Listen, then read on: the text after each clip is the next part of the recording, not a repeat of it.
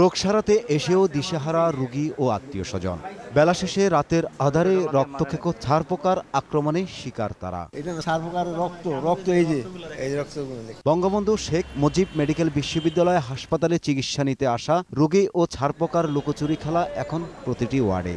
শুধু রোগীই নয়, এ পোকার আক্রমণ থেকে বাদ পড়ে না সেবিকা থেকে ডাক্তার পর্যন্ত। এর মধ্যে আগে মনে করেন যে ছিল কম, এখন একটু বেশি, দিন দিন গেল এটা বাড়ে। রাত্রে কামড়ায়, অনেকগুলো কামড় দেয়, কি করবেন রোগী মানুষ। ছারপোকার অত্যাচার প্রকট হারে রাতে অত্যাচার করে। ছারপোকার জন্য পর্যাপ্ত ভালো ব্যবস্থা করে ইনশাল্লাহ ওটাও শেষ হবে, অসুবিধা কি। হাসপাতাল কর্তৃপক্ষ ও দিশেহারা এই পোকার কাছে। শত চেষ্টা করেও নিয়ন্ত্রণ করা যাচ্ছে না এ পোকা। এই জিনিসটাকে নিয়ন্ত্রণ করা যাচ্ছে না নানাবিধ কারণে। একদিকে হলো বাইরের থেকে এগুলি আসতেছে, আর আসার পরে এগুলি দ্রুত বংশ বিস্তার করছে।